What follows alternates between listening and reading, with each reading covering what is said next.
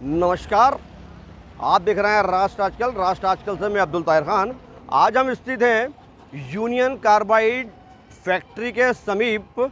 ये आप पीछे देख रहे हैं यूनियन कार्बाइड। आज से 38 साल पूर्व 2-3 दिसंबर 1984 की दरमियानी रात ये इस कंपनी से भयंकर जहरीली गैस का रिसाव हुआ था, जिससे कि सैकड़ों लोग हताहत हुए थे।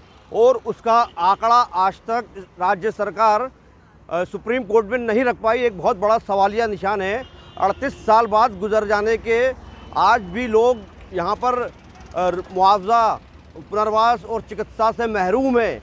यहाँ पर एक डिपार्टमेंट बना है चिकित्सा पुनर्वास विभाग, लिहाजा उसमें भुगतान के लिए कोर्ट को दर्शाया है। लेकिन कोर्ट ने जब भी पैसे का निर्णय किया तो राज्य सरकार ने पैसे को एडजस्टमेंट करके गैस पीड़ितों को बांटा। पूर्व में 200 रुपये पैसे मिले, उसको काट के 25,000 रुपये का भुगतान किया। किसी को 10,000 मिले तो उसमें 15 दिए, किसी को 7,200, 8,200 वो लेस करके वो भुगतान दिया। प्रोटा बराबर बांटा गया। उसके बाद एक भेदभाव आज ऑनलाइन ज़माने में किया गया 2011 में कि जो एक्सग्रेशिया का भुगतान हुआ उसमें सिर्फ 2 कैटेगरी निर्धारित किया गई कि सिर्फ कैंसर पीड़ितों को और किडनी पीड़ितों को हम भुगतान करेंगे। लेकिन लिहाजा गैस जो थी उसको ये थोड़ी मालूम था कि किडनी कैंसर गैस से प्रभावित हैं। वो सभी चीज़ें आँख वाले हैं और एंजाइटी वाले हैं, दहशत वाले हैं, उन हार्ट वाले हैं, उनको नज़रअंदाज करते हुए मात्र 25,000 वो गैस पीड़ित जिन्होंने गैस तो खाई, लेकिन यदि उनकी किडनी या उनको कैंसर की प्रॉब्लम है उनको 1.5 लाख मिल रहा है। लिहाजा जो 25,000 प्राप्त उससे भी गंभीर बीमारी से पीड़ित थे, वो फाइब्रोसिस से, एम्फाइसीमा से, CPOD, COPD, COAD और बहुत सारी गैस जनित बीमारियां होती हैं। लेकिन उनके साथ भेदभाव हो रहा है, उनको मुआवजे से वो वंचित हैं। और उसकी लड़ाई आप देखेंगे आज 38 साल पहले शाहजहां पार्क में जब्बार भाई जो कि मृत्यु हो चुके हैं लगभग एक साल पूर्व, और वो संघर्ष जारी रखे हुए थे।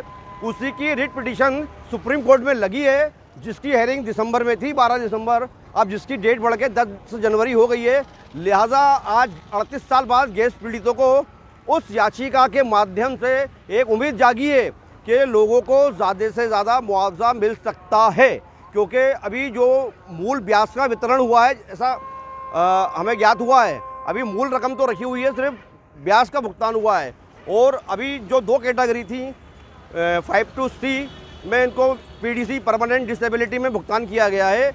और उसके बाद अभी जो डेथ केस थे, डेथ केस में जो 8 लाख का भुगतान होना था वो केस पेंडिंग है। जो नवजात उस समय 84 की रात में माँ के पेट में थे, उनके कईयों के भुगतान रुके हुए हैं और उसमें भी भेदभाव हुआ है। कई बहुत ही 10-5% लोगों को भुगतान। उसके अलावा जानवर मृत्यु हुए और जानवरों का मुआवजा भी अभी तक लोगों को नहीं मिला। कई क्लाइंट आते हैं कोर्ट में, वकील लोग बताते हैं कि वकील साहब हमारे मृत्यु जानवरों का हम तो भूल गए, लेकिन हम उनसे कमाते। और कईयों के लाल सपूत मौत की आगोश में सो गए थे। आप जो जैसा ही आज अंधेरे नुमा माहौल है, ऐसा ही माहौल आज से 38 साल पहले था। और ऐसे ही यहाँ भागा दौड़ी मची थी, लोग दहशत में थे। और वही आज आप 38 साल बाद देखें, अब 38 साल के बाद जो रैलियाँ हो रही हैं, जो लोग कंपनसेशन की लड़ाई लड़ रहे हैं, 38 साल वाले जो उस ज़माने में आते थे, आज वो 70 साल के हो गए। उसमें से कई तो ख़त्म हो चुके हैं, डेथ हो चुकी है। उनके वारिस मुआवजे के लिए तरस रहे हैं। और रही बात पेंशन की, तो पेंशन 38 साल पहले भी 1,000 मिलती थी। 38 साल हो गए जब भी 1,000 मिलती है। तो लिहाजा हमारे चैनल के माध्यम से हम ये दर्शाते हैं कि मुआवजा नहीं दे रहे तो कम से कम विधवाओं को पेंशन तो कम से कम 5,000 रुपये दें महंगाई के हिसाब से। और उसी के दर टू दर महंगाई दर में हर चीज़ें, प्रॉपर्टी के रेट बढ़ाई दिए जाते हैं। गवर्नमेंट तुरंत उसका सर्वे कराती है। आज ही पेपर में आया कि जो रजिस्ट्रियाँ हुई हैं उसके समतुल्य प्रॉपर्टियों के रेट किए जाएंगे। और ऐसी कई बहुत सारी जानकारियाँ हैं जिससे लोग महरूम हैं, वंचित हैं। और आप बने रहिए, जुड़ते रहिए हमारे साथ। और गैस कांड से संबंधित सभी जानकारियाँ के लिए देखते रहिए राष्ट्र आजकल से मैं कैमरा पर्सन कंचन के साथ अब्दुल ताहिर खान।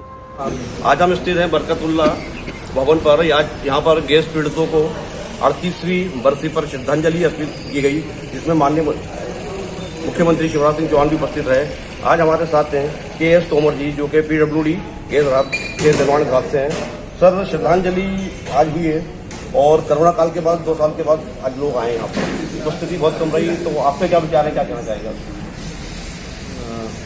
यही कहना चाहूँगा कि श्रद्धांजलि देने हम लोग आए, प्रोग्राम लोगों ने अरेंज किए।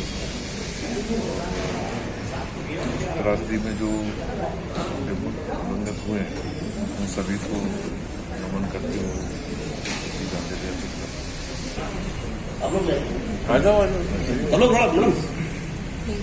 ये जो है जमीन, भोपाल की जमीन, जहाँ इतना बड़ा हादसा हुआ, उसमें आरक्षण क्यों नहीं दिया जा रही है? और 5वीं बात ये, भोपाल गैस त्रासदी का दस्तावेजीकरण होना चाहिए। एक बड़ा पुरातात्विक महत्व का संग्रहालय बनना चाहिए। गैस त्रासदी क्यों हुई, उन कारणों पे का पर्दाफाश किया जाना चाहिए।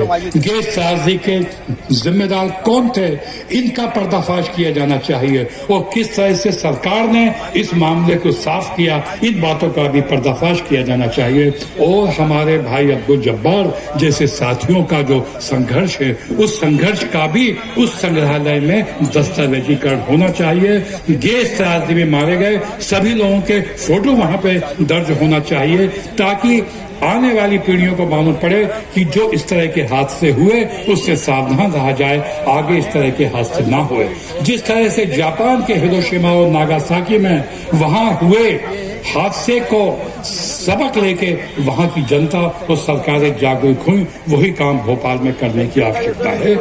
इसके लिए हम सब लोग एकजुट हैं और जब तक न्याय नहीं मिलेगा, एक एक व्यक्ति को पूरा भरपूर मुआवजा नहीं मिलेगा, हम लोग संघर्ष करते रहेंगे।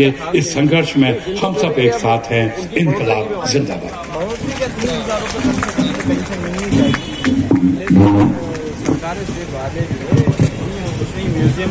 अब मैं मरहूम जब्बार भाई की जो वाइफ है सायरा बानो, मैं उनको स्टेज पे बुलाकर 2 बात अपनी रखें आकर। प्लीज स्टेज पर आ जाइए। जो न्यायालय का फैसला होगा हम लोग अभी जो जनवरी में शायद हेरिंग है आपकी, जो नेक्स्ट हेरिंग गई है, उसमें आप लोग का कुछ आंदोलन जल्दी जाने का है? नहीं, हम लोग एक अभियान चला रहे हैं कि मेडिकल रिकॉर्ड्स के माध्यम से जो भी अभियान चला रहे हैं वो हम मेडिकल रिकॉर्ड पे हम उसको कलेक्ट करके उनका डेटा कलेक्ट करके साथियों, सबको अस्सलाम वालेकुम और नमस्ते। से मांग कर रही है मैं बस ज्यादा कुछ कहना नहीं चाहूंगी, बस इतना ही कहूंगी कि जो भी काम जब्बार साहब ने किए हैं, और मैं ये चाहती हूँ कि संगठन आप लोगों का साथ चाहिए। आप लोग अगर साथ देंगे तो इस लड़ाई को हम जीत सकते हैं, और अगर आप लोग साथ नहीं देंगे तो कुछ नहीं हो सकता, क्योंकि ये सरकार से अपनी लड़ाई है। सरकार से ही अपनों को अपना हक चाहिए। मैं चाहती हूँ कि एक साथ मिलकर सरकार की बुनियाद को हिला दे। मैं ये भी चाहती हूँ